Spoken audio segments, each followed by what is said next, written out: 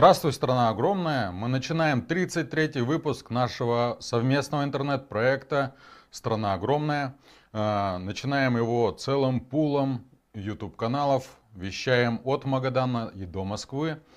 И сегодня мы поговорим о событиях прошедшей недели. А пока что, вы видите, нужно подписаться, сразу же поставить лайк, колокольчик, чтобы получать все оповещения с каналов, на которых вы нас смотрите.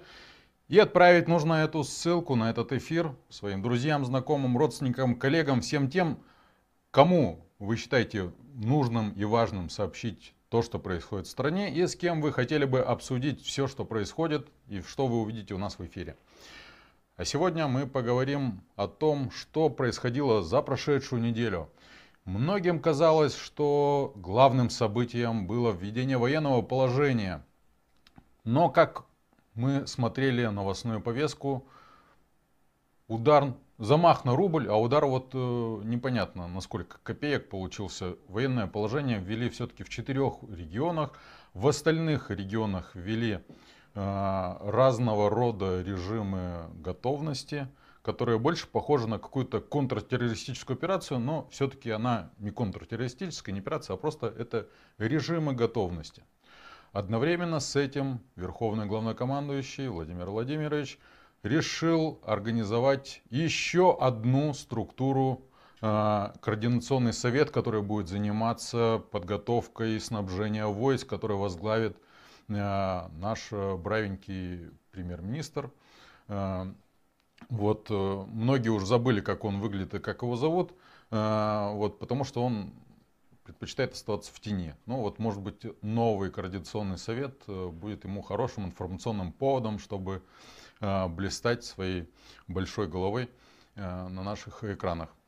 Но, тем не менее, интересные еще новости были о том, что несмотря на эти все хорошие, позитивные новости, которые нам власть пытается донести, говорили, что уровень тревожности у населения начал снижаться. Но при этом доля россиян, ожидающих, что в их стране наступают тяжелые финансовые времена в течение следующих 12 месяцев, увеличилась с 31% в августе до 36% в сентябре. Об этом, что ждет россиян? И все-таки с точки зрения экономики мы хотели бы сегодня поговорить. Поэтому у нас сегодня очень мощный пул политиков и экономистов среди наших гостей. Начинаем мы сейчас со студии телеканала «Спец» в Москве. С нами давно мы не видели этих людей. Дмитрий Данилов, мой соведущий, и Владислав Сергеевич Жуковский, юное светило экономической мысли российской, относительно всех других известных нам экономистов. Влад, ты самый юный. Ты знаешь, это как будто попрощался с нами и нас в окопы на передовую с Димой решил отправить. Вы, говорит, нам надоели. Давайте. Но мы же сказали, мы первыми готовы идти в окопы, как только дети Пескова, Симонян, эти всех там Матвиенок, Шойгу, всех остальных будут на передовой, мы сразу идем. Забудем про экономику, про бюджеты. Да. Россия прежде всего. Многим хочется посетителей ЦУМа увидеть в окопах. Начнем с тех, кто громче всех топил, кто, собственно говоря, довел ситуацию до внешнеполитического такого, все идет по плану, 242 дня подряд, да, у нас. И с их первыми, а дальше будем разбираться. Но пока у нас войны нету, но военное положение есть, как уже было правильно сказано. Да. Вызывает абсолютно безумные ассоциации. Войны нет, военное положение есть. Есть еще другие абсурдные вещи. Войны нет, а обращение к нации есть, мобилизация есть. Один человек тут интересное интервью давал, советник какого-то министерства по поводу иранских дронов. Он сказал, говорит, давайте, говорит, эту ситуацию так не озвучивать, как это, говорит, задница есть, а слова такого нет. Слушайте, да, канал РБК в этом плане всегда прекрасен, даже после тех чисток, которые прошли, даже после отъема этого актива у опального олигарха Прохорова, передачи, по-моему, там Березкину либо кому-то, все равно, тем не менее, на РБК время от времени случаются скандалы, значит, там то расследование в отношении дочерей президента Владимира Владимировича проходило, значит, лет так 5 назад, то про Крымский мост с бюджетами, которые выросли с 40 миллиардов до 250 миллиардов рублей на самый охраняемый режимный объект, который оказалось, что охраняется никем не охраняется, как и все остальное в Российской Федерации, по такой же степени эффективности, судя по всему, работает, да, как и майские указы на проекты. Но вообще, конечно, давайте с вот такой базовой вещи начнем, потому что, ну, значит, мы, конечно, смеемся, улыбаемся, но ситуация она действительно становится все более критической, да, то есть нас, как лягушку, жарят постепенно, поэтапно, чтобы вода сразу была не кипящая, закипала, значит, растянута во времени, чтобы мы не успели сориентироваться, понять, что происходит. Ведь вы вспомните, нам же, значит, тот же самый Дмитрий Песков, который сегодня говорит, что не может быть и речи о ведении, значит, полного военного положения в России, применении тактического ядерного оружия и всеобщей мобилизации, этот же самый человек вместе со своим начальником в Кремле, с президентом России, вместе со спикером Госдумы Володиным, главой Совета Федерации Матвиенко, всей партии «Единая Россия», нам очень долго рассказывал, что не может быть повышения пенсионного возраста, потому что русские мужики и женщины не доживают до пенсии, просто вымирают, да. Но потом мы помним, что пенсионный возраст успешно подняли во время футбольного мундиаля. Он обещал, не будут переписывать Конституцию, потому что у нас президент за власть не держится, у нас сменяемость власти какая-то суверенная демократия. Ее все-таки переписали. Нам долго объясняли, что не может быть боевых действий на территории Украины, потому что это будет катастрофа, это будет раскол в обществе, это будет поляризация отношений к России во всем мире, ухудшение отношений на Ближнем Востоке, значит, там на постсоветском пространстве, СНГ, на Кавказе. Но вот мы видим, боевые действия ведутся, которые называются не войной, а специальной военной операцией, и которая 242 дня идет по плану. Потом было все то же самое про то, что мобилизация не нужна, и те, кто призывают к мобилизации, провокаторы, которые хотят взорвать общество, раскачать внутри ситуацию, она все-таки случилась. И потом нам еще дольше говорят, что не может быть военного положения, теперь оно все-таки вводится, да, и мы понимаем, что на самом деле мы идем по этой лестнице эскалации, мы идем все дальше в закручивание гаек, мы идем в построение такого концлагеря за колючей проволокой, это наше оценочное суждение, да, вот, и, конечно, власть готовится прежде всего к внутреннему протесту, к взрыву общества, к несогласию с ростом цен, с безработицей, с проваленными предвыборными обещаниями, с чудовищной демографией, вымиранием, там больше 400 тысяч человек с начала года, чисто убыль населения уже, да, вот, поэтому вот эти все режимы военного положения в 4 регионах, в 8 регионах режим среднего реагирования, желтый уровень угрозы, в 18 регионах ЦФО и Южного федерального округов, в том числе в Москве, в Подмосковье, вводится режим повышенной готовности. И вся Россия вводит режим базовой готовности в соответствии с указами Путина 757 и 756 о том, что вводится военное положение, да, и применяются меры, прописанные в первом федеральном конституционном законе от 2006 года, значит, по поводу введения военного положения, да. То есть, по большому счету, наши права, наши свободы отменяются, войны нету, но мы двигаемся постепенно туда, как говорится, в изолятор за колючую проволоку, и власти говорят, что в соответствии с 3-м пунктом этих указов Путина, 3-й пункт прямо гласит, что не только вот в этих 4 регионах, где военное положение, власти и военные могут творить по большому счету, принять любые меры, да, по отмене, значит, по запрету оппозиционных партий, по запрету тех организаций, которые критикуют власть, по введению комендантского часа, по выселению занимаемой, значит, недвижимого имущества из домов, да, по массовой эвакуации, который был принят буквально год назад Госдумой, да, значит, по досмотру автомобилей, ведению блокпостов, по цензуре, по полному контролю за СМИ, по конфискации ваших активов, имущества, в том числе там автомобилей и чего угодно, по отъему бизнеса у предпринимателей, чтобы они работали на нужды армии, флота и фронта, да. Но и поэтому 3-му пункту этого указа Путина другие регионы Российской Федерации, где формально нет военного положения, но где есть базовый режим, средний режим, повышенный режим, да, могут применять любые меры в рамках вот этого первого федерального конституционного законопроекта, какие они захотят.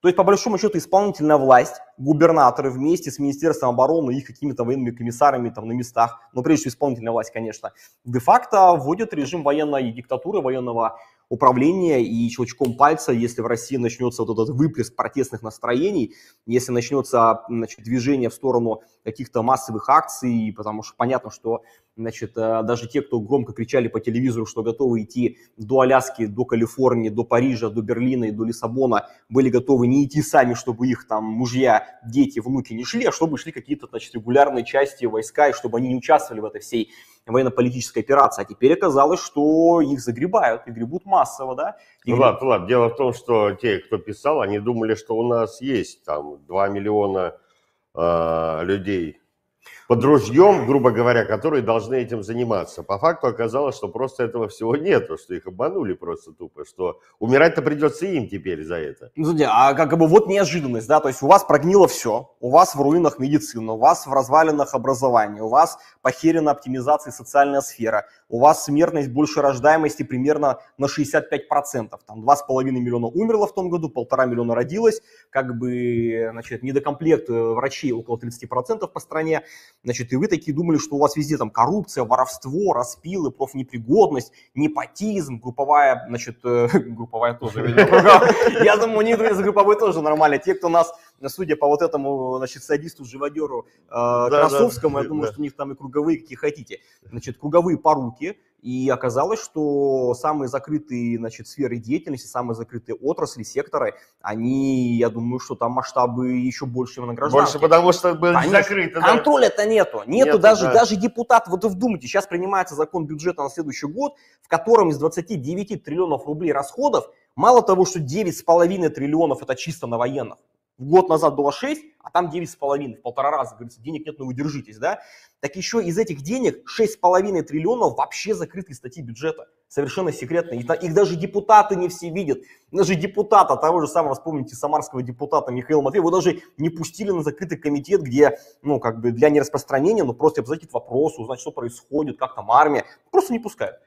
То есть нет даже контроля со стороны парламента, депутатов Госдумы, я уж не говорю там про нас с вами, про СМИ, там, про всех остальных. Какие там масштабы распилов, куда ушли 40 триллионов рублей на модернизацию вооруженных сил, на перевооружение, на вставание с колен вторую армию мира, и мы дойдем до Парижа вместе с Вашингтоном. Ну, я думаю, что, в принципе, вы можете сами оценить, судя по тому, что власть пошла на самые непопулярные меры, и мобилизация, конечно, это мера, которая не столько объединяет народ в борьбе с внешним врагом, сколько именно провоцирует внутренний всплеск негатива, страха и неуверенности. Поэтому даже социология, открытая того же ВЦИОМа, показала, что уровень, скажем так, страха, уровень напряжения в обществе, да, недовольства вырос с 30% до 70% после 21 сентября, когда Путин подписал указ о мобилизации.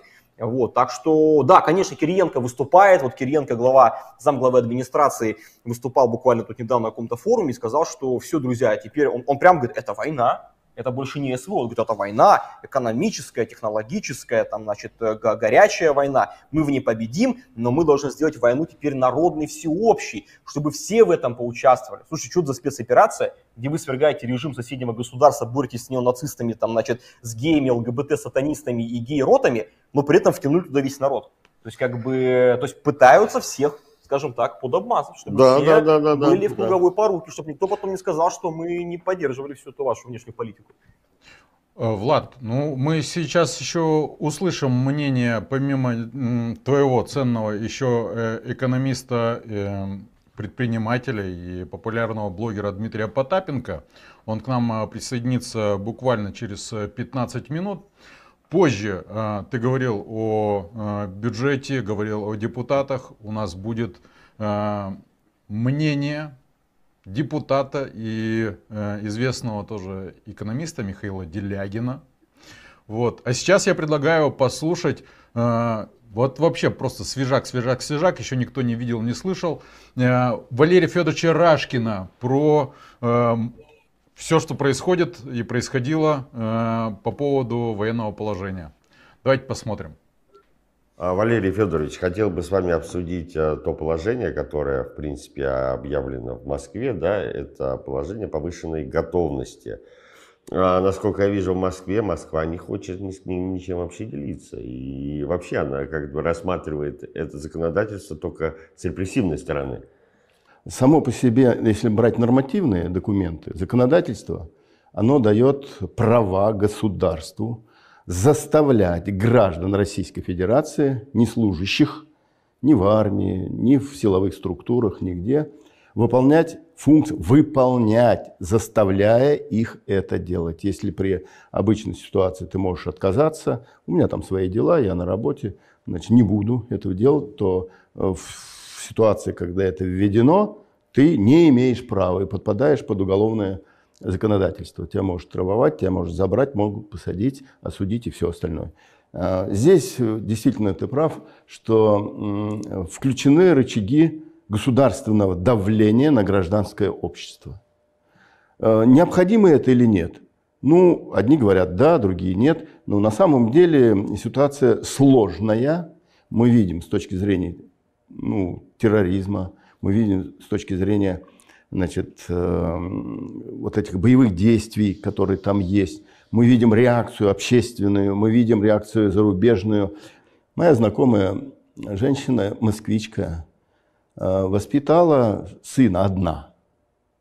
Он отслужил армию, отличник военной службы, почти герой, значит, вернулся с прекрасными характеристиками. Но вот сейчас пришло время, ему пришла повестка, значит, по частичной мобилизации. Он не скрывался, не сбежал, значит, пошел, приходит в военкомат, ему дают такой вот списочек, что надо купить для того, чтобы пойти на войну. Угу. Обувь, одежды, броники, значит, носки, термобелье, трусы, все это. Аптечку. Я, извини, хочется матом сказать, я просто одурел от этого. Она моя знакомая, она на пенсии. Слушай, как ей одеть, обуть своего сына, чтобы он пошел на войну?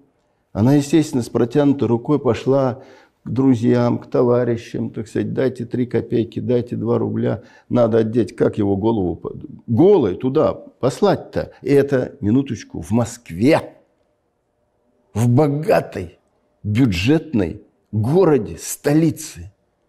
Значит, конечно, собрались, конечно, отдали, конечно, одели, конечно, обули, все в складчину. Но разве это нормально? Это же вопрос, я считаю, как раз главнокомандующего. Если есть частичная мобилизация, что у нас на складах? Это должно быть в комитете разобрано тут же, какие запасы есть. Нет, все украдено, все уже украдено. Как производство, все, да. Оно способно одеть, обуть сегодня хотя бы 1,5 миллиона, значит, военнослужащих или хоть 300 тысяч, которых призвали. Оказывается, нет. Это должен быть все в одних руках. И что? Собянин, мэр, будет решать эти вопросы? Но это не его уровень. Вот поэтому у меня четкое понимание, что какая-то, значит, недосказанность Валерий Федорович, есть в этом вопросе. Да, задам вопрос. Да. Дело в том, что вы говорите, что Путин должен руководить всем этим. Путин отдал все руководство, все инструменты отдал в регионы. Такое впечатление, что у нас регионы сейчас получают самостоятельность прям полную, полнейшую. И, в принципе, по большому счету, отвечать-то будет некому. И за ту же форму задержать, то, что не одели бойцов. Просто некому. Просто они все делают, чтобы скрыть это. Я вот вижу здесь 2 аспекта. Первое. Размазать ответственность по массам. Значит, никто не ответит. Да. Потому что, а кто там мэр, а кто губернатор, а кто у губернатора, а первый зам, а кто у первого зама, а департамент, а дальше. И все поехало, и все рухнуло. А здесь, да, я согласен с тобой. Если ты возглавляешь, значит, ты за все и отвечаешь. Это как бы технология, вот это размазать, вот эту ответственность. Снять ответственность. Да. Но другой-то аспект, централизация, которая вот как бы не предваряет, а обязывает при введении военного положения, а у нас же введены в 4 регионах военное положение, приграничных предвоенное, в столице и всех остальных особое, да, оно требует решительных мер контроля за теми распоряжениями, которые проходят в Комитете гособороны, в ГКО. А его не будет. Это государственный вопрос. Призыв, мобилизация – это государственный вопрос. И если есть помощь, она нужна, единовременная, сделайте ее государственно через закон. Единая Россия, не проголосовала, забойкотировала это дело. И, конечно, люди будут возмущаться. Вот эти вопросы, опять же, должны решаться все из единого центра. Как только такой сигнал приходит, значит, тот, кто возглавляет Комитет госбезопасности, сразу решение. И это военное положение. Мгновенное решение. Или если не решил кто-то, неважно, на Сахалине ты или в Калининграде, значит, ты тут же ответишь. Чиновник ответит. Тот, кто по линии это должен сделать. Тогда я мог бы надеяться, что будет исправляться ситуация. А когда размазали, как при ковиде, ведь оно так размазанное останется. Куда ковид делся? Был 1 год, 2 года, 3 года. Орали, кричали, на улице не выходи, на троих не собираться и все остальное. А потом бах, он растворился, нет ничего. Не стало. Да ничего не изменилось. Это они накручивали, просто накручивали, так сказать, для того, чтобы опять не было возмущений. Людей направили эти возмущения только на одну линию, и все. И сейчас это дело-то не сдвинулось. У нас медицина загнанная. У нас зарплата у работников здравоохранения нищенская. У нас своей медицины нет, лекарств своих нет, оборудования нет, ничего нет. Ничего не изменилось, просто перестали говорить. Вот и здесь размажут, перестанут говорить. Конечно, итог-то. А что дальше? Никто не знает, нет ни у кого. Горизонт планирования в нашей власти, я сомневаюсь, что там даже недели. Совершенно верно. Совершенно верно. Так что вот как бы шаги виртуальные, публичные делаются на то, чтобы люди хоть во что-то поверили. Ага, ну хоть что-то стали делать. А вот когда начинаешь разбирать по косточкам, а что делать, и кто ответственный за эти дела, и какой план, а там ничего нет. Но вот это вот по косточкам разбирать, ну, далеко не каждый может. Да и некогда, выживать надо. Но мы-то с вами это понимаем. А что, здесь топят за то, чтобы не воевать, написала у нас в чате марсианин. Вот такой никнейм интересный. Я вам скажу, мы топим за то, чтобы разобраться наконец в том, что происходит, выяснить правду и понять действительно. Вот многие тут пишут свои впечатления, наши зрители. Андрей Ант, некоторые пункты указа президента противоречат статье 7 ФКЗ о военном положении. Я, конечно, не юрист, но могу сказать, что очень много выяснилось сейчас, что одно противоречит другому в законах. Вот даже всем известное то, что по одним законам многодетные семьи, многодетные отцы — это где 3 ребенка, а по закону о воинском призыве, по вот этому законодательству 4. И так вот практически везде. Это как в знаменитых анекдотических ситуациях, когда сосисок 5, а булочек 6. Вот. Артур 15. Вопрос, ребята, что вы все в черном? Вот. Также люди обсуждают, Ольга Ларби пишет, ждет всех только хорошее, только пройдят трудности и огромные стрессы, люди смогут очнуться и проснуться, стряхнуть с себя вековой морок и навести порядок на земле. Вот, такие тоже мнения есть. А вот Любовь Нечаева спрашивает конкретнее, что делать сейчас. Влад. Давай эту тему обсудим. Это, знаешь, это, как говорится, 23 года в России был экономический подъем. В России были блестяще реализованы майские указы нацпроекты. Путин победил олигархию в офшоры. Он не вывез из страны 2 триллиона долларов, а ввез в Россию, вложил в российскую экономику, да. Был поднят уровень жизни, там пенсии до 35 тысяч рублей. Уровень нищеты сократили, как обещал президент России, в 2 раза, да, с 2012 года по майским указам. Значит, Россия показала всему миру, в том числе постсоветскому пространству, там, Казахстану, Таджикистану, Узбекистану, Киргизии, Украине, Беларуси, Армении, Грузии, пример того, как можно строить нормальное, цивилизованное, развивающееся общество с элементами народовластия, сменяемости власти, с нормальными судами, без посадок, без цензуры. Влад, можно я тебе сразу вопрос? Да, подожди, я просто закончу. И вот они это строили, И вот что случилось такое неприятное, да? Мы же понимаем, что этого всего не было. Мы понимаем, что все, куда мы сегодня приплыли, это закономерный итог гниения, разложения, деградации правящего олигархического офшорного класса, да?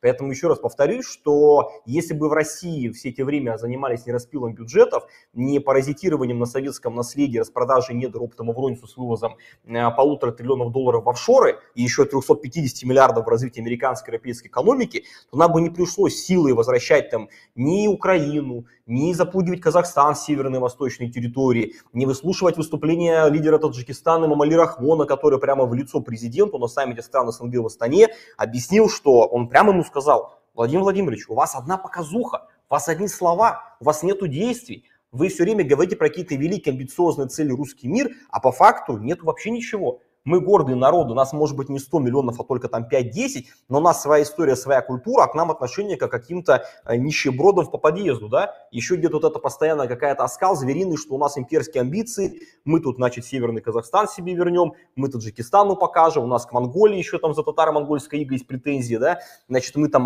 Грузия не существовала до 12 века, как нам рассказывают псевдоисторики в Кремле.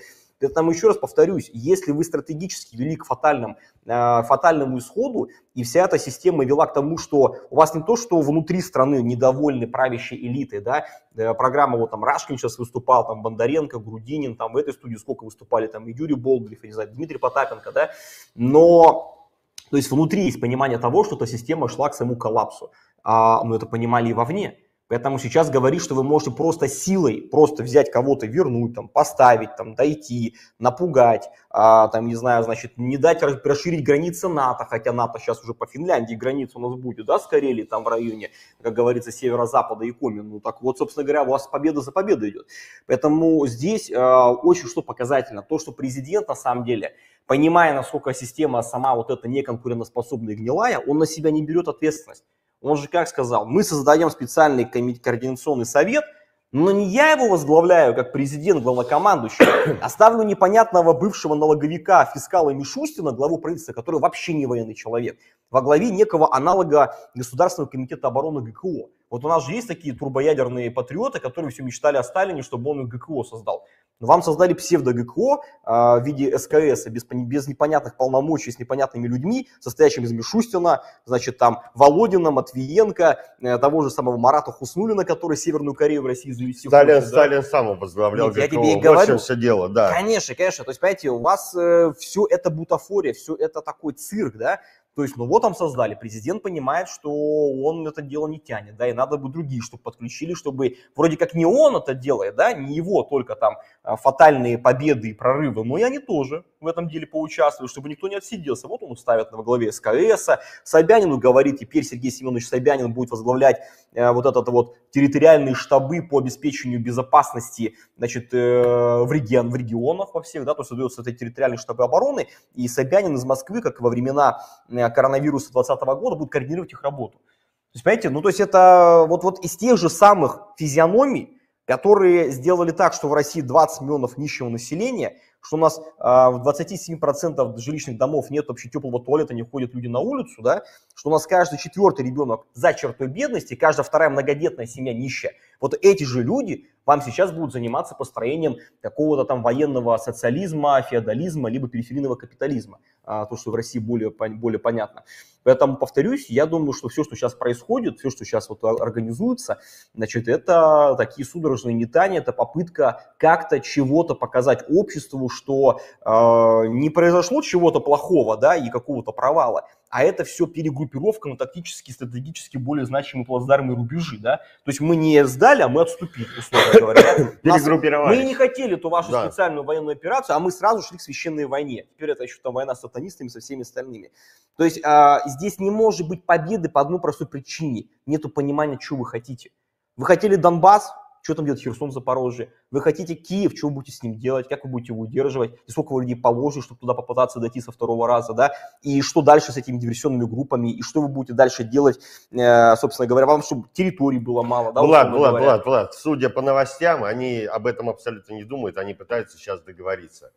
Не, ну это им придется Просто делать в любом случае. тупо договориться с властью, да, с Западом. И я так понимаю, что никто сейчас не хочет с ними договариваться, потому что тупо все видят, что мы слабые и будут ждать, когда мы окончательно проиграем. Ну, Все к этому идет. Да, зато, извини меня, сейчас же не случайно была информация, что министр обороны Шойгу внезапно обзвонил министров обороны Великобритании, США, Германии, Франции, сказал, что, оказывается, Украина готовит взрыв грязной атомной ядерной бомбы, да? А может быть, это Англия, Франция, США готовят взрыв? И зачем им звонить? Я Подожди, не понимаю вот этого может быть, это готовят рептилоиды марсиане? Понимаешь, то есть из серии мы же, понимаешь, проблема-то в чем? Дискредитация правящей элиты такова, что если вам Песков или президент сказали, что повышения пенсионного возраста не будет, или роста цен не будет, 100% будет.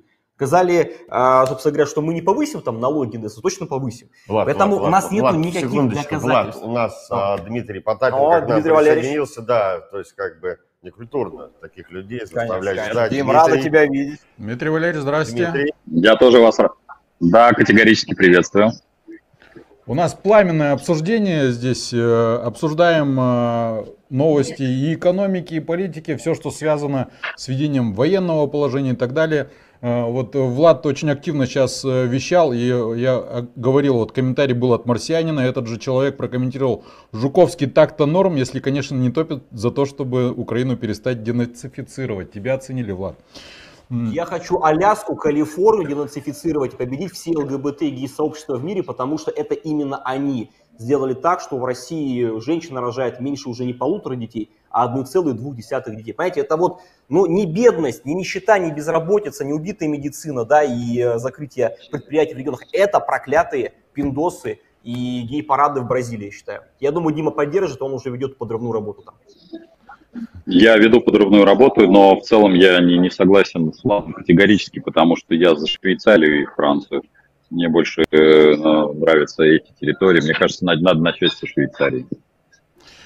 Дима, а можно вопрос? Просто я как-то вот упустил тот момент, когда мы перестали быть друзьями с Западом. Помним вот эту пенсионную реформу, чемпионат мира по футболу, чемпионат мира по хоккею. К нам приезжала целая куча иностранцев, которые делали здесь все, что хотят. И был разговор такой, что как бы мы друзья, у нас все хорошо. В какой момент и почему изменилась вот эта вот риторика, и почему мы вдруг стали врагами, как тебе кажется? В какой момент?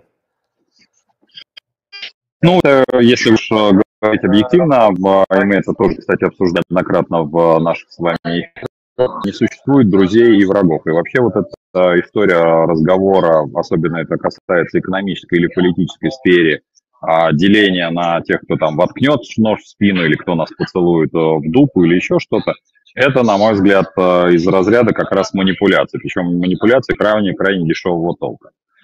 Есть партнеры выгодные, есть партнеры невыгодные, причем это вопрос не про деньги, это вопрос в том числе и про движение в том или ином случае в каких-то, ну, скажем так, технологических цепочках вперед или назад. И поэтому, когда мы говорим по поводу Запада, дружим мы или с ним или не дружим, ну, будем объективны, как при советской власти, так и сейчас мы с ним взаимодействовали, взаимодействуем и будем взаимодействовать.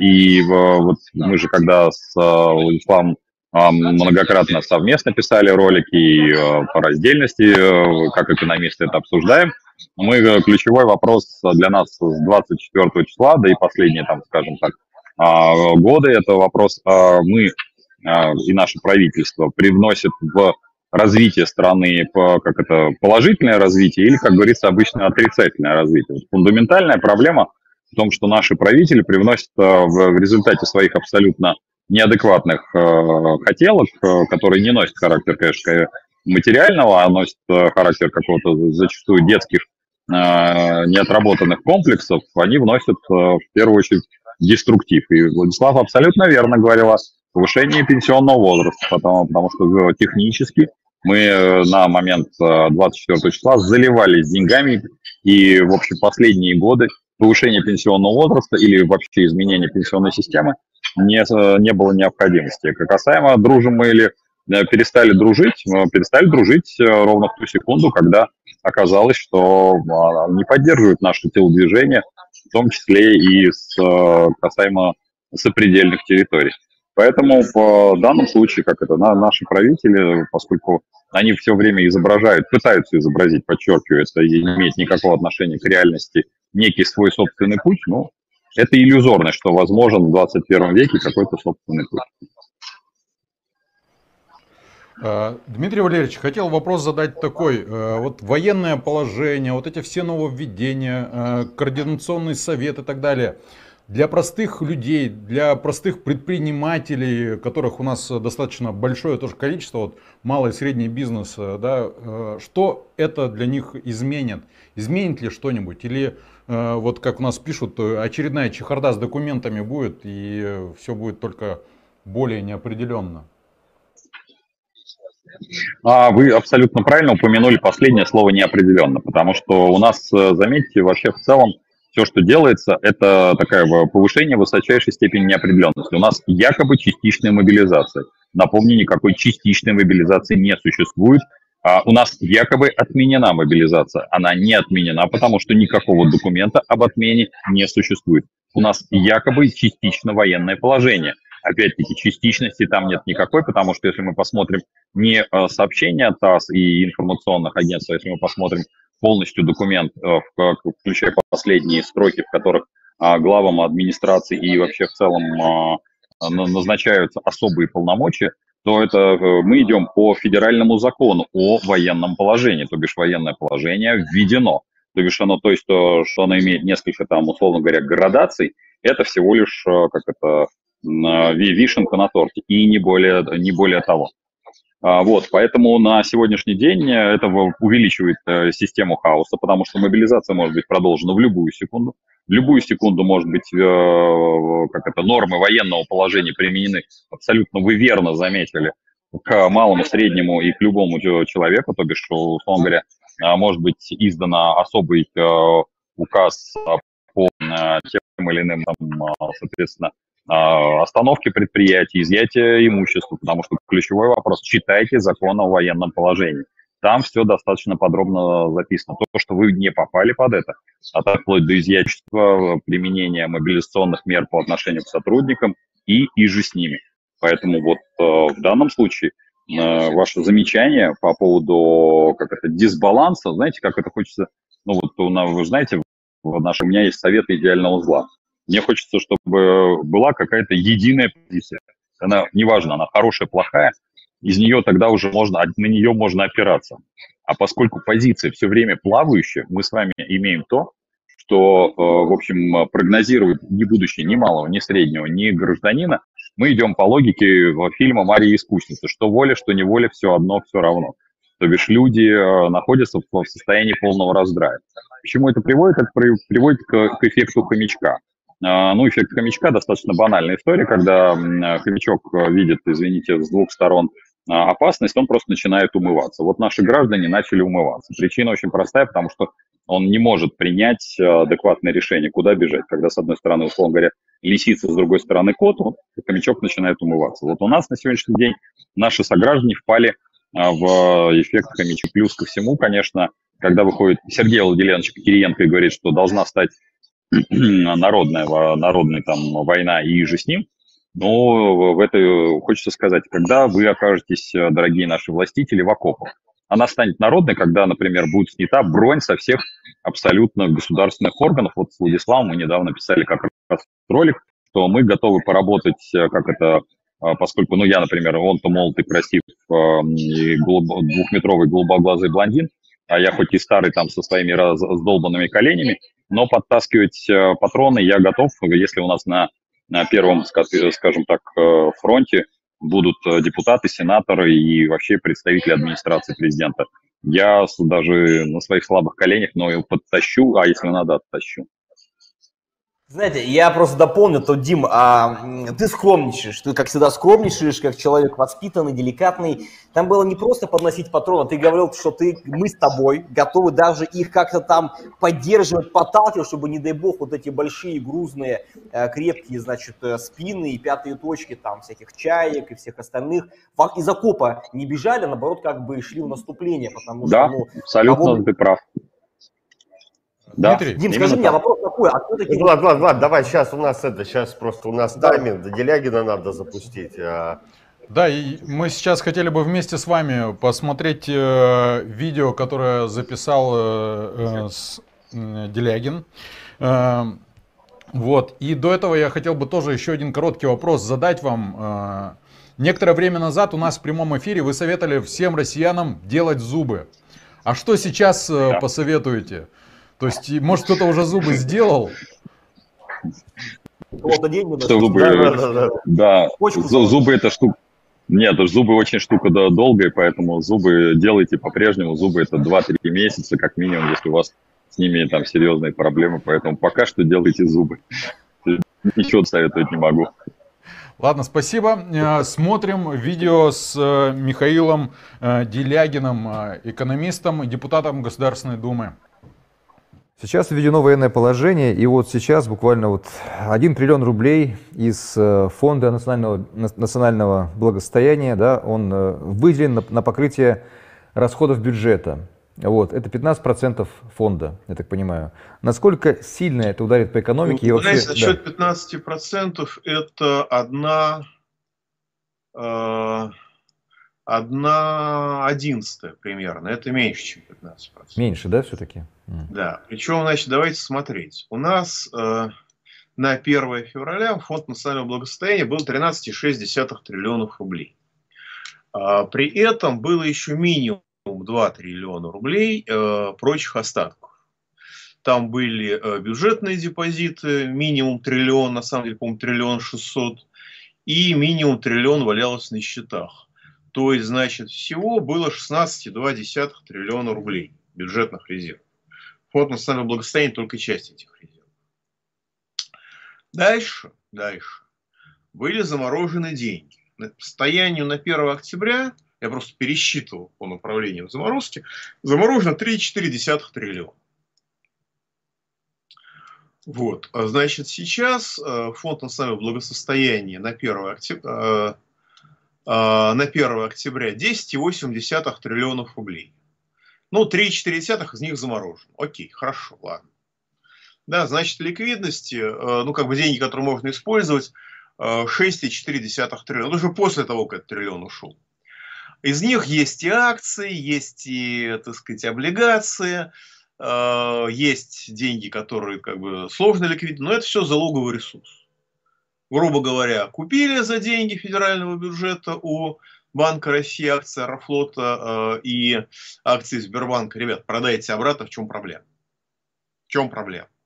Самое главное, на самом деле, здесь существует страх, который даже многие единороссы испытывают. Это такое навязчивое представление, что если у нас будет дефицит бюджета, то, значит, мы не сможем взять займы, и это будет инфляция. Здесь сразу несколько ошибок.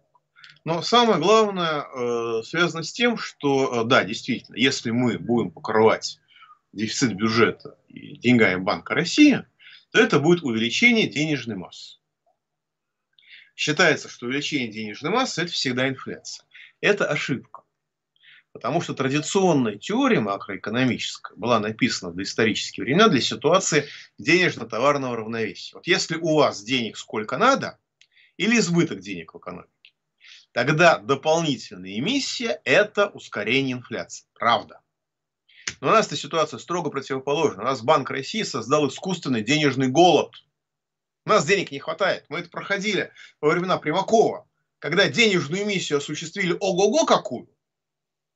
Но поскольку при этом ограничивали финансовые спекуляции, немножко сдерживали произвол монополий, самую малость сдерживали, чуть-чуть, эти деньги привели к ускорению делового оборота, к снижению денежного голода. И за счет ускорения делового оборота, роста товарной массы, извините, инфляция снизилась. Благодаря увеличению денежной массы. Потому что наша экономика, она испытывает денежный голод, она как дистрофику. Дистрофик лечит совершенно не теми методами, которых лечат людей, страдающих от ожирения. Если экономика с избытком денежной массы, это как человек, который страдает от ожирения, понятно, что ему давать кушать не надо. Его нужно на диету сажать. Но если вы дистрофика будете держать на диете, то он может вообще умереть. Ему, наоборот, нужно давать покушать. В экономике это означает, что нужно увеличивать сейчас денежную массу, но увеличивать специально подготовленным образом, ограничивая произвол монополий, потому что иначе все уйдет в рост цен, как у нас с недвижимостью, с ипотекой бывает. Льготная ипотека или, так сказать, просто ипотека, расширяем спрос, произвол монополий безнаказанно ведет к задиранию цен. Следующий этап – ограничить финансовые спекуляции, потому что иначе все идет на валютный рынок. Вот задача две. Причем финансовые спекуляции ограничили, вот, так сказать, в дамской панике, которая у нас была в феврале, в марте. Но сейчас, наоборот, всеми силами деньги выпихивают из страны. Почему? Потому что, видите ли, сильный рубль для России – это очень плохо. Почему сильный рубль для России – это плохо? Потому что импорт выжигает наше производство. Давайте мы девальвируем рубль. Во-первых, девальвация рубля – это как раз та самая инфляция. А во-вторых, девальвация рубля делает неинтересные инвестиции в Россию. Делает невозможное развитие России. Поэтому нужен крепкий рубль. Крепкий рубль. Нужно возвращать сюда капиталы всеми силами. Но для того, чтобы импорт не убивал российские предприятия, импорт, который нам не нужен, импорт товаров, которых мы уже производим, нужно устанавливать запретительные ввозные пошлины. Минпром там в частных разговорах еще, так сказать, в конце весны об этом говорил, что мы осенью это сделаем. Мы не сделали в итоге. Молодцы, красавцы. Так и не сделали. У нас сейчас реванш либералов идет, на самом деле, в социально-экономической политике. Но нам нужен сильный рубль и разумный протекционизм. Все. Все. Ну, нормальная налоговая система, потому что налоги нужно брать не с внутреннего производства, убивая его, а с экспорта сырья. А то сделали замечательную вещь. У наших олигархов сверхприбыли. Давайте мы их изымем в бюджет. Давайте. Сделаем это из карманов олигархов? Не, ни в коем случае. Из карманов обычных граждан. Да, то есть олигархи строят себе новые яхты, а их сверхприбыль изымают из карманов граждан Российской Федерации. Молодцы. Как говорит одна моя знакомая, когда его подрезают на дороге, всегда так делают. Да. Ну, просто главный вопрос-то, у нас хватит нашей экономики прочности-то, раз мы уже залазим в кубышку? Слушайте, что значит уже? Мы до июля месяца включительно эту кубышку наращивали. Вот, так что прочности хватит. На самом деле, конечно же, нам нужно переходить от грабежа к развитию, от поощрения финансовых спекуляций к поощрению внутреннего производства. И тогда вообще вопрос о том, хватит ли у нас ресурса, он исчезнет, он снимется с повестки дня. Потому что это очень бухгалтерский подход. Вот у нас есть заначка, и на сколько времени нам этих гробовых хватит? Коллеги, их не хватит в любом случае.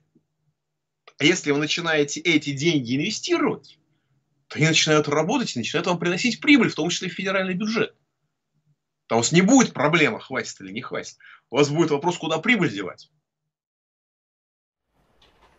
Михаил Геннадьевич, несомненно, очень умный человек, экономист и ученый. Вот, сказал очень-очень много умных вещей. И хотелось бы сейчас, Влад, перевести это все на простой, понятный всем язык. Вот, что я понял, это то, что он говорит, что все в принципе не так уж и плохо. Вот, что... Вот, но вот смущало то, что он инвестиции с горбовыми деньгами тут как бы в одну кучу замесил. Вот, что все-таки говорил Михаил Геннадьевич, вот, что ты считаешь верным, правильным, а с чем не согласен? Вот твое мнение. И прогноз. Но смотрите, я думаю, я не буду лезть в голову к Михаилу Геннадьевичу Делягину, что он там считает, и как он увидит, ему виднее, да. Тем более я не депутат Государственной Думы, я думаю, что вот все, кто сейчас нас смотрит, а те, кто не в Госдуме, не в Совете Федерации, как-то обратили внимание, что не все очень хорошо. То есть, может быть, у кого-то где-то деньги там еще лежат, эти там 10,5 триллионов рублей ФНБ, но вам они как не светили, так и не светят, да. А вот очередное залезание в карманы глубинному народу, оно уже полным ходом идет.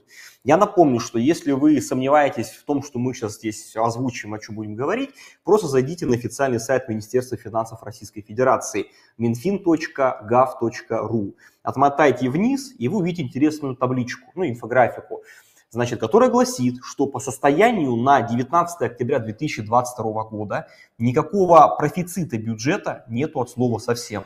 Доходы составили 20 триллионов рублей, расходы уже 21 триллион 258 миллиардов рублей.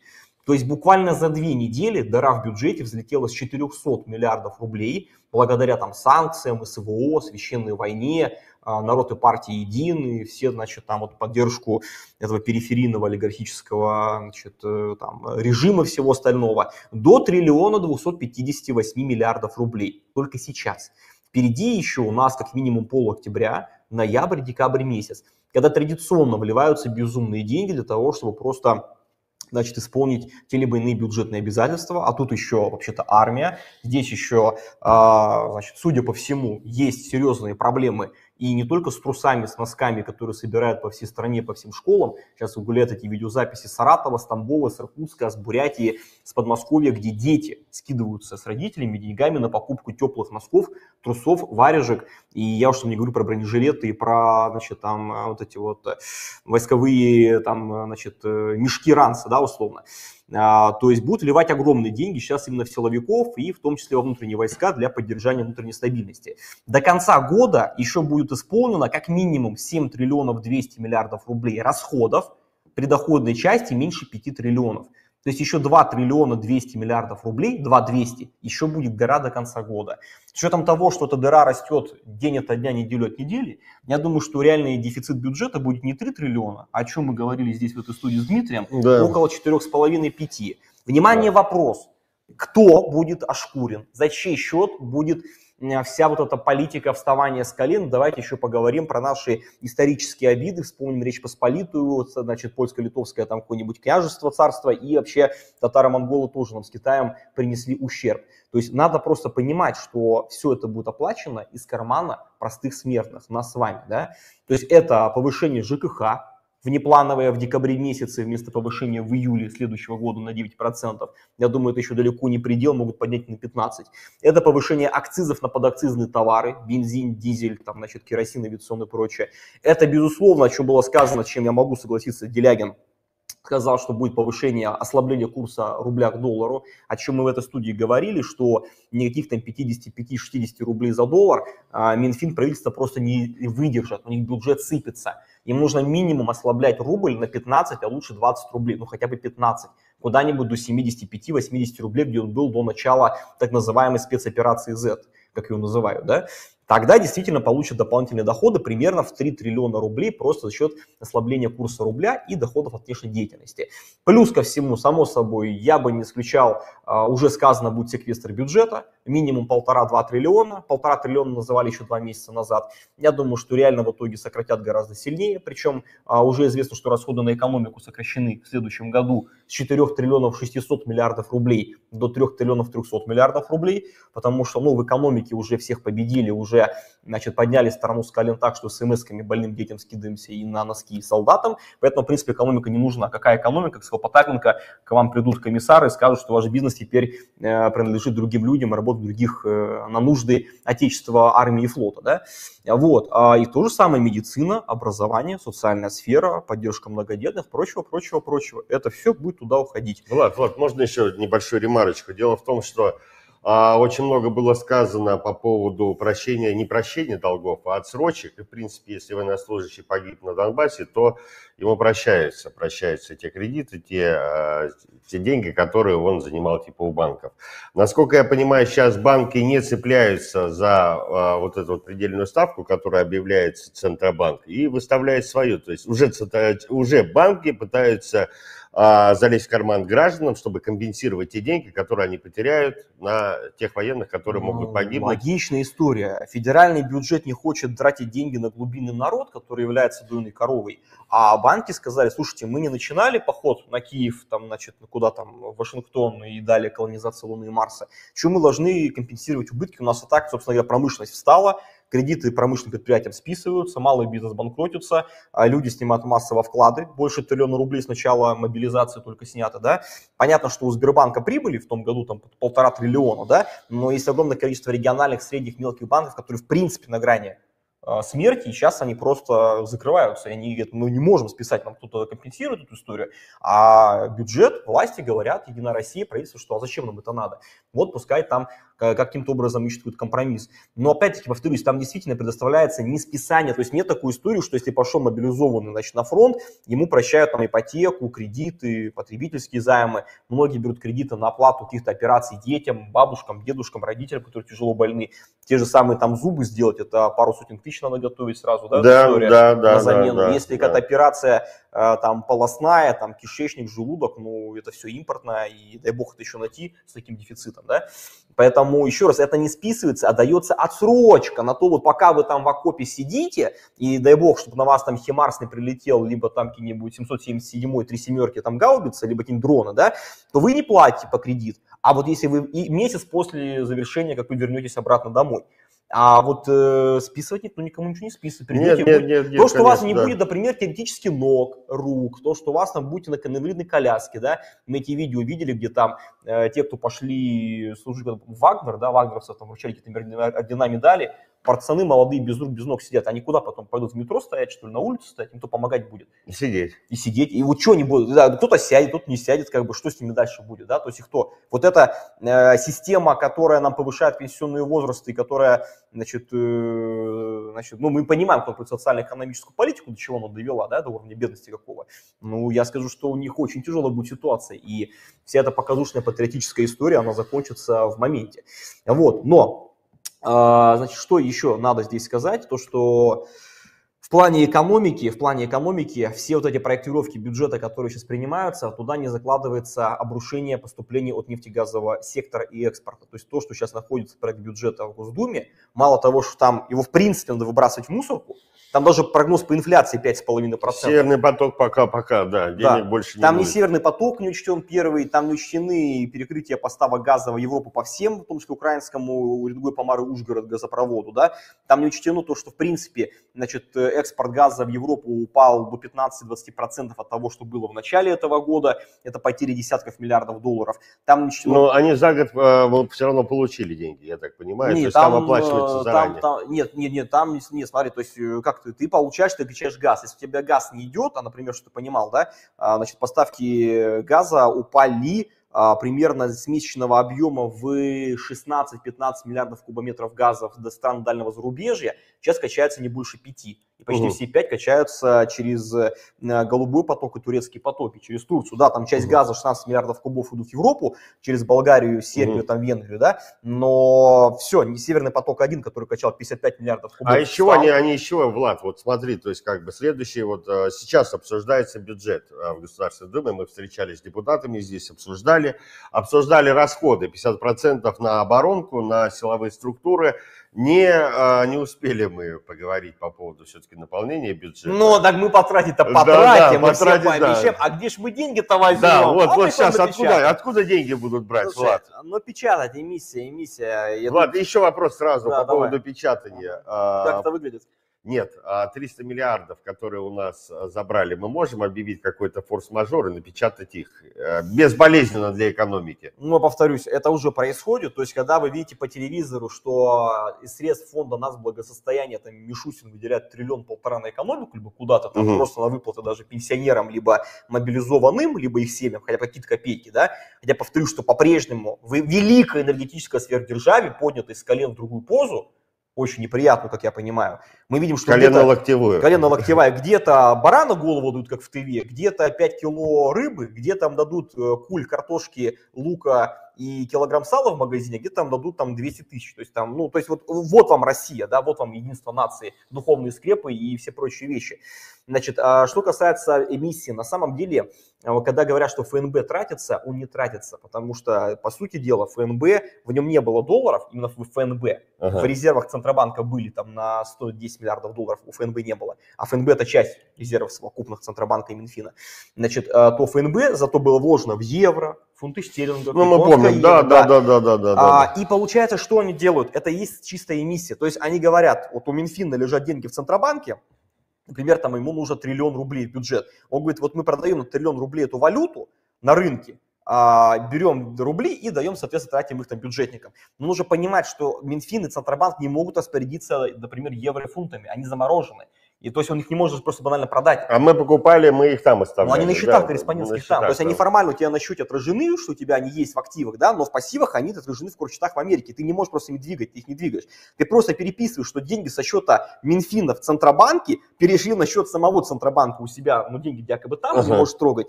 А Минфин, Центробанк печатает рубли на рынок, и Минфин, соответственно, этими рублями выплачивает зарплаты, пенсии и прочие вещи. То есть уже по Схематоз, очередной да, схематоз. то есть единственное, где происходит движение валюты, это на счетах внутри самого Центробанка. Со счета Минфина в Центробанке, на счет самого Центробанка, на свои якобы валютные активы, которые там лежат. И он печатает рубли. То есть вы должны понимать, что в этом году напечатано будет огромный объем денег. Это минимум 4-5 триллионов рублей, которые сразу на рынок не попадут, пока они будут гулять по военно-промышленному комплексу, там еще где-то, еще чего-то, но они будут выливаться в конечное потребление, тем более, что коррупция чудовищная. Я уж не говорю там про триллион рублей на восстановление что-то там Донбасса, вот этого Бердянска, что там было еще, Мариуполя, да, то есть это города в руинах, их просто нету, там вообще ничего там нет. Там с нуля там оттуда еще и восстанавливают, продукцию потом не продашь, там, то есть ты будешь продавать с таким дисконтом, значит, что, дай бог, бы тебе вообще покрыть хотя бы операционные расходы, не говоря про капитальные, да, вот, поэтому здесь нужно понимать, что мы с вами, россияне, будем сейчас оплачивать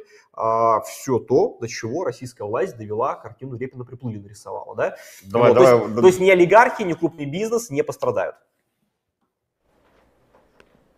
Антон, мы здесь. здесь, да. Да, я вот Там- читаю комментарии, и комментариев Гневные, достаточно вот, много давай. у нас, активный чат очень. Вот, и вот, как говорится, кто про что, а Любовь Нечаева у нас сегодня про конкретику, просит конкретики, что конкретно мы хотим предложить. Из комментариев про конкретику Андрей Добрый предложил объявить смс-ки для поддержания СВО. Я считаю, что это вполне логичное для российской действительности предложение. И, судя по всему, мы вот шутили о том, что появятся кредиты для сборов на войну, и ведь они появились. Мы шутили о том, что мы будем собираться на войну на Алиэкспрессе, и ведь это правда. И, судя по всему, нам стоит ждать смс-ок для поддержки российской армии. Вот. Ну, Кстати, Влад, а я скажу, действительно, вот Дима Потапенко сказал тоже интересную вещь, вот давайте мы нашим зрителям скажем, ребят, не расслабляйтесь, если вы думали, что мобилизация прошла и вас, ваших мужей и детей сейчас не будут загребать, вы так не думайте. Посмотрите видеозаписи с Хабаровска, с Якутии, с Иркутска, Забайкалья, отовсюду идет загребание, далеко пока не все субъекты выполнили даже первый план Министерства обороны. Да. И никакого, как было правильно сказано, указа Путина о завершении мобилизации нет. И более того, в условиях введения военного положения никакого указа не может быть о прекращении, потому что в законе номер 1 федеральном конституционном о военном положении прямо прописано, что призывать на военную службу, в территориальную оборону, в органы местного какого-то вот этого военного сопротивления могут сколько угодно. Поэтому сейчас, конечно, идет такой осенний призыв в ноябре начинается, да, вот он идет, сейчас его запускают постепенно, демобилизуются отслужившие срочники в октябре, в ноябре, в декабре, часть дембелей попытаются сейчас загрести, причем они придут в запас, и им же сразу повесточка придет. Ты сразу понимаешь, то есть вы только служили, пришли домой, а вам через 2 недели пришла новая повесточка, что вам пора ехать теперь, соответственно, дальше продолжать уже на линии соприкосновения. Причем если раньше срочники, которых забирали и вроде как обещали не закидывать в зону боевых действий, и они все равно там оказывались, были скандалы, то теперь формально Херсон, Запорожье, Донецк, Луганск, все вот это Российская Федерация, как считает российская власть. Там только Швейцарии не хватает, но это вопрос времени.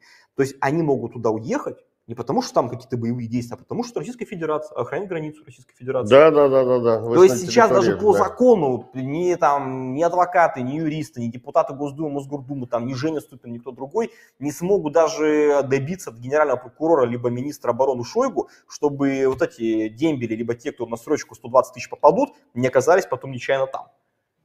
Ну вот, собственно говоря, чтобы понимать степень криворукожопости происходящего, по-другому это не назовешь.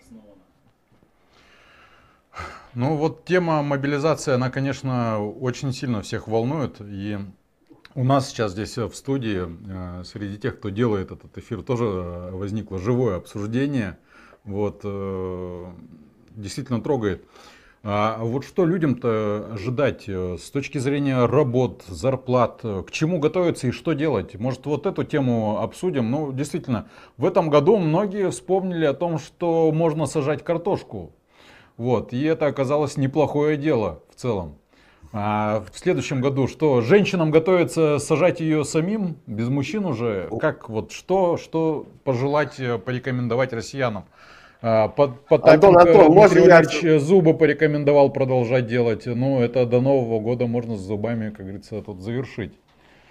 А в Антон, целом, можно просто еще небольшую ремарочку просто, да, мы сегодня общались по поводу экономической ситуации, вопрос твой крайний, в принципе, про экономику, да, вот что через год мы будем делать. Через год у нас должны быть выборы президента, если я не ошибаюсь. Нет, у нас мэрские выборы Москвы если, в 23-м. да, 23-го, да, 4-го 24-го? президента, да. Да. И, насколько я понимаю, затянувшийся, то есть это мы по политические, да, такие аспекты СВО. У нас ни выборов мэра, ни выборов главы государства не будет в связи со сложной ситуацией на фронте, я так понимаю. За год-то мы не закончим же там. ну, не Как факт, думаешь, что выборов не будет. Их Да, просто вот я думал, что переведут в так. другой формат. Вот. Никакие выборы, друзья, забудьте, в России больше не будет той жизни, которая была до того, с какими-то правами, свободами, с какими-то там митингами, там, не знаю, что-то критикой, чего-то, да. То есть все, официально во всем том, что происходит, не может быть ситуации, когда власть скажет, мы всех победили. То есть, что бы они ни сделали, даже удержав территорию, там будут бесконечно длиться боевые действия.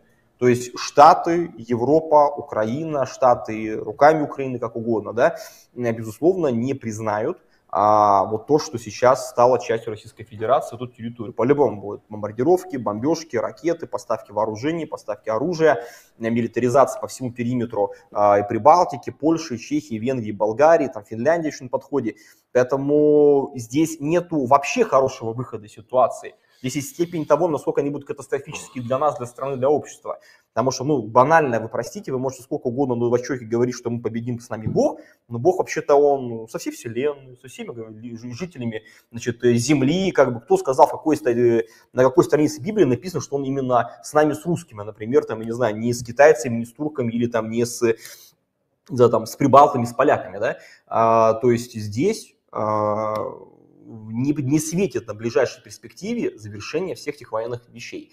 Другое дело, что, видимо, вот этот ядерный шантаж и разговоры про грязное оружие Украины, про то, что Россия оставляет себе право реагировать любым образом на такого рода действия, в том числе до ответного тактического ядерного удара, это некая попытка власти, понимая, что у нее ограничены финансовые, технологические, производственные, людские, человеческие и прочие ресурсы, в том числе запас прочности самого общества, им надо поднять какую-то ставку настолько высоко, сказать, что давайте вот все вот это вот мы оставляем, договариваемся и, в принципе, прекращаем огонь. Тогда можно будет продать это как какую-то победу.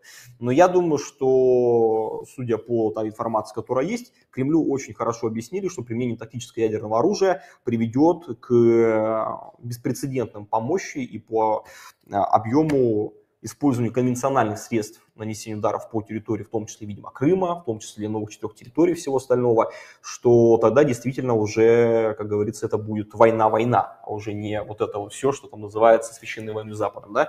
Поэтому я думаю, что сейчас в ближайшие примерно месяц-полтора мы увидим вот эту вот разыгранную карту с ядерным оружием, и это, видимо, последняя ставка Кремля. Там еще есть ставка на то, что Европа замерзнет, то, что... Она не сработает, да, уже не сработает. Да. Это мы говорили, ставка, что гуманитарная катастрофа на Украине, поэтому вот этот безумный Красовский, призвавший топить, убивать украинских детей... Не, ну он фашист. Красовский фашист, который я вообще паники не понимаю. Вы вспомните, что он там топил по поводу вакцинации, как он там чуть ли не расстреливает невакцинированных. Да. Он был таким, и сейчас вы видели такие, ой, он детей собрался. Да. Да. А до этого он, когда призывал людей убивать кучами, да, нормально все. Да. Это самое электронного, по-моему, дистанционного Да, образования. да, прочего. да, да, да, Поэтому да, да, да. здесь я вам скажу так, что мы выходим на финишную прямую. Конечно, высока вероятность, что все это продлится там до весны приблизительно следующего года. Но я думаю, что вот этот торг с ядерным оружием, это будет все развернуться вот в ближайшие примерно месяц-полтора. Поэтому... Согреемся. Да, ничего, это согреемся.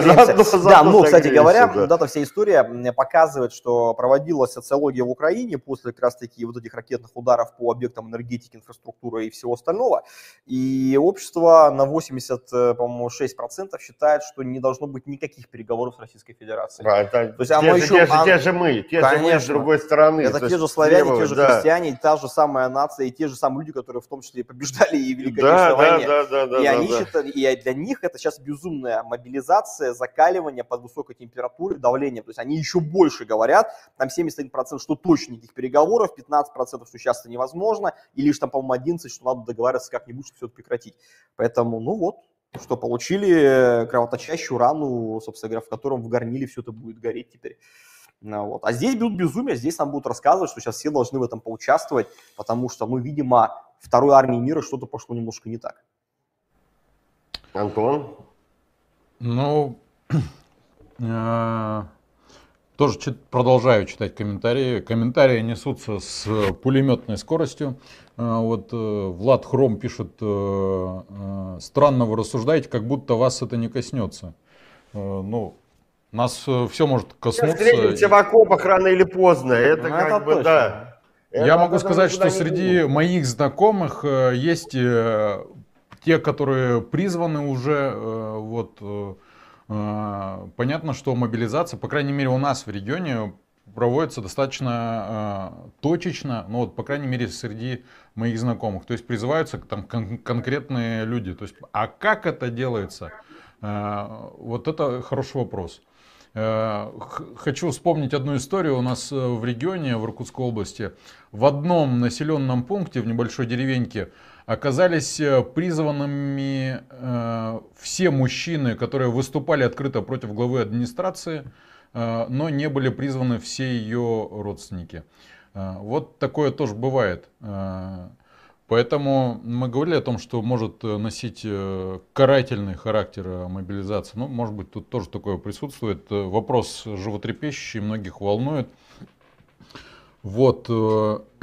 Влад Турк, наш постоянный зритель.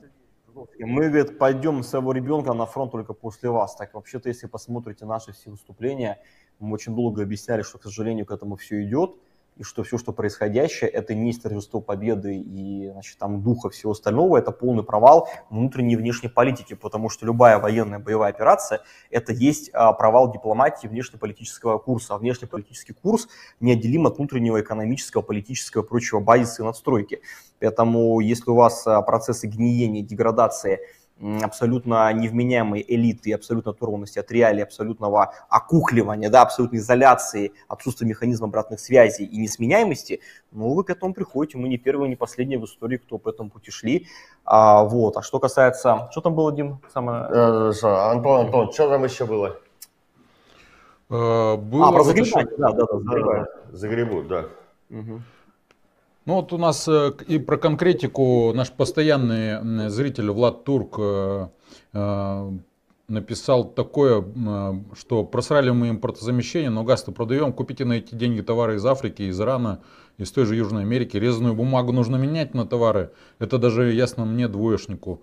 Не продают напрямую в Россию, покупать через прокладки, через Вьетнам, через Кубу, через Беларусь, заодно и их подогреем. Ну то есть вот человек предлагает сейчас активировать торговлю. Вот. Это про конкретику. Да. А деньги где взять, покупать так? Деньги где взять, покупать-то все это? Напечатаем, напечатаем. Деньги печатаем. Понимаешь, просто никто не догадался, кроме нас, что нужно просто деньги печатать. Зимбабве же не проходила с инфляцией 40 тысяч %, а мы пройдем по-другому. Мы же в 90-х не проходили. Не проходили, да. Значит, сейчас друзья, деньги это да. Еще одна история. Важно понимать, что реально поступления от нефти и газа рухнули примерно в 3 раза по состоянию на сентябрь месяц, за последние данные, которые были. То есть, во-первых, мы весь июнь, июль, август живем с дефицитом в минусах. 1,5 триллиона рублей, 1,4 триллиона за 3 месяца. В сентябре, судя по всему, ситуация стала еще хуже, там рекордный дефицит. И что было понятно, весь июль, сентябрь и август у нас доходы от нефтегазовых, ну скажем так, там экспорта, нефтегазовые доходы, это экспортная пошлина плюс налог на добычу полезных ископаемых, составил меньше 670-700 миллиардов рублей. Чтобы было понятно, в марте, в апреле он достигал практически 1,8 триллиона, 1,9 миллиардов рублей, но в среднем предыдущие годы было около 1,2 триллиона, 1,3 триллиона в месяц. То есть, другими словами, у нас нефтегазовая труба уже не кормилица, ее уже не хватает не просто на рты россиян, но просто на то, чтобы латать дыры по военно-промышленному, оборонному и всему этому комплексу. Не нефтегазовые доходы упали примерно с 2 триллионов 100 миллиардов пиковых значений в марте до где-то 720-750 по итогу сентября, там это было летом все месяцы.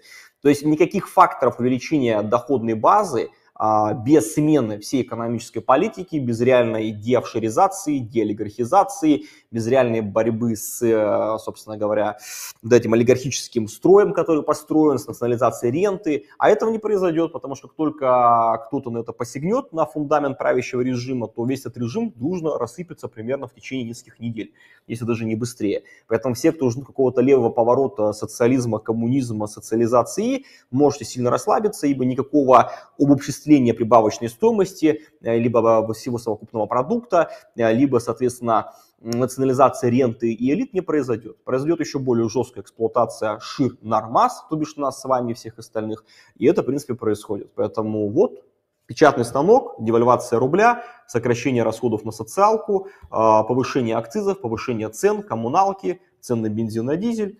Ну, а что здесь было непонятно, возникает вопрос. Кто недоволен, то недоволен на передовую. Да, а здесь еще есть военное положение, потому что теперь, например, если там депутаты оппозиционные, даже те, которые есть, где-то там сидят в подпольном положении, как-то пытаются что-то говорить, например, в первом федеральном конституционном законе о военном положении написано, что органы власти имеют право запрещать деятельность любой политической, общественной, некоммерческой, прочей, там какой-то партии, движения, организации, если она считает, что она подрывает обороноспособность страны. То есть эфир телеканала «Спец» очень даже подрывает обороноспособность, потому что вы недостаточно сильно хвалите тех, кто, собственно говоря, привел нас туда, куда нас привел. Ну да, «Спец» — это отдельная тема для разговора. Да. У нас тут посыпались тоже конкретные предложения от людей. Ольга Прокопьева говорит, что коноплю и амарант садите, не прогадаете. Злая Зая отвечает: Прокопьева в корень зришь. Что против наркотиков, против употребления запрещенных веществ, потому что пропаганду могут точно потом прикрыть. Ну, тут же речь ясно, понятно о масличных растениях. Амарант никто не употребляет. Но... Нет, дело в том, что если мы вспомним, Антон, если мы вспомним законы, которые мы обсуждали в прошлом году, да, о подсобных хозяйствах, о том, что там можно выращивать, что нельзя выращивать и сколько за это надо еще платить, то я думаю, что остается только валежник в лесу и ягоды.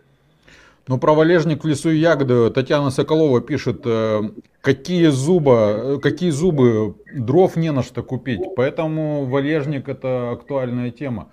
Но, кстати, не такая уж и простая. На это и разрешения у нас нужны. Просто так дров в лесу собрать нельзя в современной России. Слушай, ну знаешь, дрова собрать нельзя. Например, значит, «Газпром» отчитался, что выплатил практически 1 200 000 000 000 рублей по дивидендам. Да? Значит, больше 50% значит, нераспределенной чисто прибыли за первое полугодие текущего года. То есть как раз получив колоссальные экспортные доходы весной этого года до июня, пока не заработали вот эти вот ограничения на поставки газа и всего остального, цены были высокие. Но, понимаешь, с одной стороны, вот я как человек, который очень долго работал на финансовом рынке, и в инвестиционной сфере, и в банковской, и в управлении капиталом, я понимаю, что, конечно, нарушать правила, когда вы что-то произошло, и вы говорите, что акционеры не получат ни копейки, а мы все заберем к себе в бюджет, это, ну, по большому уничтожение фондового рынка. То есть, либо его вы закрываете, потому что это капиталистическая дрянь, и вам она не нравится, либо вы работаете по нормальным правилам, да. И мы помним, что за прошлый год дивиденды, которые выплачивались в июне месяце, власти не выплатили. Они сказали: мы вот этот 1 150 000 000 000, который должен был быть выплачен, мы его, если выплачиваем по дивидендам 50%, то там как получается? Половина «Газпрома» у государства, половина частные инвесторы. Да, И ты сумму 1 200 000 000 делишь между всеми акционерами. Мгм. И получается, что ты бы получил тогда в бюджет, как акционер государства «Газпрома», лишь половину всей суммы, ну, примерно 550 миллиардов рублей. А если вы дивиденды не выплачиваете, а повышаете единоразово налог на добычу полезных ископаемых по газу, например, да, то вы забираете весь 1 200 000 000 себе, что государство и сделало в условиях военного вот этого всего там спецоперационных действий в июне месяце. А сейчас они сказали, когда ситуация стала еще хуже, когда еще выше цены, еще жестче затянуты пояса, когда мужиков забрали из семей, с рабочих мест, еще там не все получают какие-то выплаты от государства, не всем есть чем содержать свои семьи и платить за ипотеку. Государство сказало, что вот, коль скоро у «Газпрома» большие прибыли за первое полугодие, мы теперь не целиком забираем в бюджет через налоги, а мы выплачиваем дивидендами, и половину заберем себе, 600 миллиардов, а половину оставшуюся даем инвесторам частным. Ну, там и, значит, и физлица, и банки, и даже зарубежные есть инвесторы. Я вспоминаю, да, много зарубежных инвесторов. Там есть зарубежные инвесторы, зарубежные инвестбанки, управляющие компании, хеджевые фонды и прочее.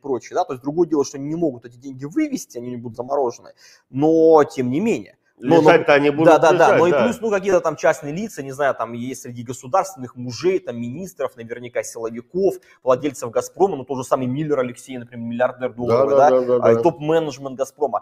То есть государство какую-то странную политику. С одной стороны, понятно, что если у вас вы играете в какую-то историю про то, что священная война, вы идете на Берлин и будете с сатанистами, да, и с нацистами, но вы тогда какие дивидендные выплаты? Вы тогда забираете 1 200 000 000 целиком в бюджетную систему через НДПИ, как вы сделали в июне за, значит, дивиденды прошлого года, и деньги дайте народу на пенсии, на зарплаты, на единовременную выплату, на эти самые там, хотя бы вот позорище, представьте, до сих пор не принят закон, по которому была бы единовременная, общая по стране, единый федеральный стандарт выплаты семьям мужиков, которых забрали.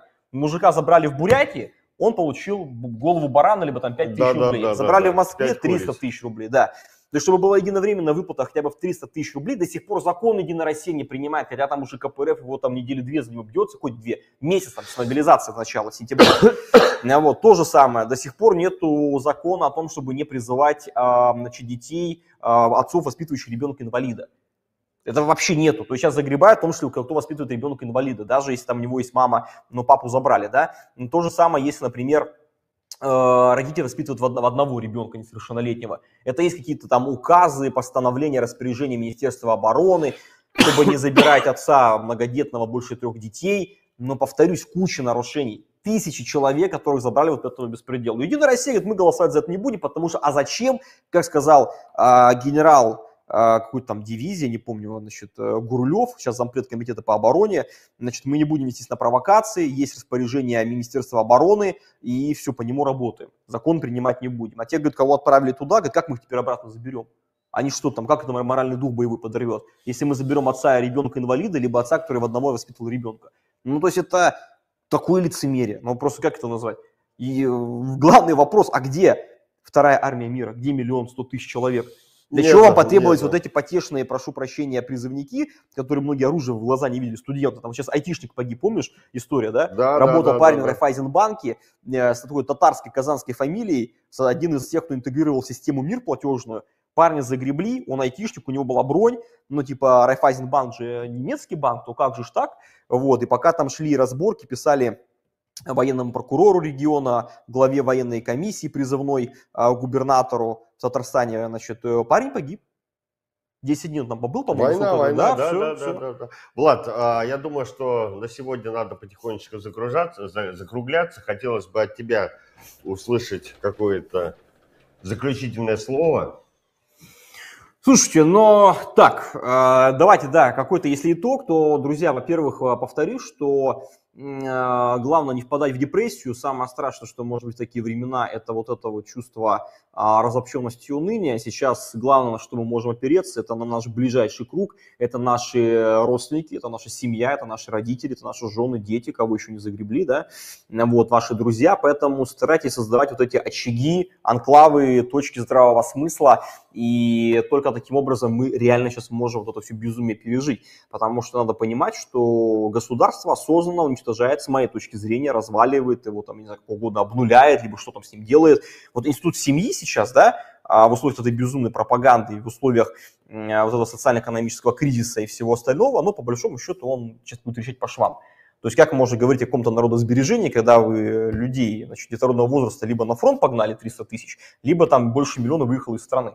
То есть, ну все, то есть это понятно, мужиков замещать мигранты будут, да, там Узбекистан, Киргизия, Северная Корея дали по списку. Поэтому и понятно, что вот эта самая семья, как последний такой некий оплот, куда раньше государство не пускали, и куда государство пыталось не лезть, а когда лезло, получало по башке, как было с коаркодизацией и с локализацией, принудительными уколами, да, против вируса так называемого. И вот когда туда полезли, общество всколыхнулось в 2020 году, в декабре и в январе 2021 года. И вот сейчас я так понимаю, что для того, чтобы дальше строить эту военную диктатуру, дальше строить вот это общество полурабов, задача в том числе сказать, что нет семьи ячейки в обществе. Все, нету партии, есть Единая Россия, есть Путин, есть Россия, нет его, нету России, да, и то же самое, какая семья, какие ваши интересы меркантильные, значит, частички общества, ячейки общества базовые, нет, все, есть государство, тоталитарная, скажем так, власть, даже уже не авторитарный режим, не автократия, и, соответственно, вы все, как в антиутопиях там Оруэлла, Хаксли, либо Замятина мы, вы винтики этой системы, у вас нет голоса, ваше мнение никому интересно, вас решил большой брат, вы здесь должны просто исполнять. И никакого причем это все происходит по напустительству и по указаниям надправительственных организаций, таких как ВОЗ, которые мы почему-то не уходим, вот, а продолжаем их поддерживать. Антон? Я считаю, что в сегодняшнем эфире мы несколько интересных позиций все-таки обсудили, несколько интересных таких тезисов было озвучено. Очень мне понравился вот сейчас тезис Влада, что семья, семейный очаг, это очаг здравого смысла. Мне кажется, это новая находка у нас в нашем дискурсе «Страны огромной». Я напомню, что у нас была интересная очень концепция, которая родилась у нас в прямом эфире. Петр Петровский предложил концепцию евразийского социализма. Вот, сейчас у нас Влад это дополнил семья как очаг здравого смысла. Это тоже, мне кажется, новая находка. Вот, помимо этого, сегодня мы говорили о том, что все-таки ситуация эскалируется, и введение военного положения это то, о чем Влад говорил, это продолжение эскалации ситуации. Ну и вот в продолжение этого тезиса комментарий от пользователя под ником Ботик. Слабо верится, что в этой братоубийственной войне может быть победитель, ибо обеих сторон в войне участвуют по сути русские люди. Это тоже очень распространенное мнение. И о чем оно? Мне кажется, оно о том, что никто не видит сейчас какого-то выхода из ситуации. Все видят два выхода. Либо побеждает одна сторона, либо другая. Ну, а какого-то промежуточного варианта никто не видит. И если говорят сейчас о каких-то мирных переговорах, то никто не видит вообще даже какого-то потенциального формата мирной договоренности. И уже начинают с обеих сторон говорить о том, что мирные переговоры сейчас это все. Это поражение, это пораженцы, это опять будут сионистские заговоры, олигархи здесь, там. В общем, ну, мы пока вот этого третьего пути не видим. И пока, к сожалению, идем по пути эскалации. Возможно, товарищ Пачков предлагает. Достаточно давно, и я думаю, что как бы на данном этапе он единственный, вот третий путь. Может быть, еще появится, я не пропагандирую путь. Друзья, давайте вот, когда мы про третий путь обсуждаем, да, вот это же было в истории, все вот эти третьи пути, которые озвучивали в Италии, в Германии, в Португалии, в Испании, да, что капитализм зло, эксплуатация, все дела, коммунизм это, значит, там, обобществление, национализация, уничтожение личности, мировая революция это зло, а вот наш национал-социалистический путь, как где-то там в Германии, это вот третий путь, это сильная, крепкая, несменяемая власть, которая все контролирует, которая диктует волю народу, которая играет на его чувствах, значит, такой обиженности, исторического какого-то ущемления, реванша, уничтожения вражины вокруг вас, да, нотки социализма, социального заигрывания, что вот мы возьмем, значит, там деньги у богатых и повысим зарплаты пенсии, там все остальное, там, да, плюс это капитал, крупный бизнес, который встраивается в эту вертикаль власти, ну, естественно, все там вот эти профсоюзные движения, левые силы, все, кто там выступают за демократические институты, права, за критику, за смену режима, объявляются вне закона. Поэтому, на самом деле, это страшная история, потому что очень легко туда скатиться. То есть я просто вижу, да, не то что по заявлению Красовского, посмотрите заявление там Симонян, того же самого Соловьева, Киселева, на выступление других некоторых даже Но лидеров. если вспомнить, Конечно, то как бы конечно. те люди, которые вот этот третий путь делали там у себя, да, они как бы и начинали с запрета ЛГБТ, если по факту-то. Да, всегда кто-то мешал рожать детей, кто-то мешал строить нормальные больницы, поликлиники, кто-то всегда мешал рожать второго, третьего ребенка, всегда были ущемленные немецкоговорящие граждане в Польше, в Чехословакии и в Австрии, которым очень жилось плохо, которых надо было срочно освободить, либо это были там испаноязычные, ну там разные варианты, могут быть, это все нюансы, да. Вот, поэтому надо очень четко понимать, что увлечение вот этими всеми имперскими амбициями, реваншизмом и освобождением людей, которым плохо русскоязычным в Америке, там где-нибудь на Аляске, в Канаде, либо где-нибудь в Швейцарии, это может закончиться очень страшной бойней, очень страшной историей, в которой мы еще будем вспоминать с теплым, знаете, с теплом в сердце, в душе, что когда-то мы могли, Дима, с тобой, да в Москве, на митинге против пенсионной реформы, против фальсификации выборов, Рашкин стоял на Пушкинской площади, приезжал Николай Бондаренко, Павел Грудинин, 1000 человек, программа по смене социально-экономического курса. Друзья, это в рамках существующей подходной номенклатуры, вот этого феодального всего режима, пока эти лица там, поверьте, всего этого в принципе уже больше не будет. То есть теперь у них есть только один выбор, это всех вести вот туда, за колючую проволоку. Другого варианта там просто нет. Никакой демократизации, раскручивания гаек, жизни по-старому, по-прежнему, какого-то мирного вот этого всей истории режим уже не предполагает. То есть он будет... Единственный способ удержать власть и собственность, как и 100 лет назад, о чем говорил Ленин, читайте классиков, это будет именно поддержание милитаризма и вот эта вся история. Ну, подводя тоже итог нашему обсуждению, я считаю, что большинство наших экспертов, если не все, сошлись во мнении, что россиянам нужно готовиться к не самым лучшим временам. Настраиваться морально, готовиться материально, готовиться, инвестировать свое время нужно при этом в семью, в друзей и в здравый смысл. Я считаю, что это очень хороший, позитивный тезис. И в зубы, как говорит Дмитрий Потапенко, надо инвестировать, Да, я вам прочитал комментарий, тут хорошо написал, на самом деле, тут нас и хвалят, и критикуют, нормальная история, там, да, и про семибанкирщину, про олигархов, кооператив «Озеро».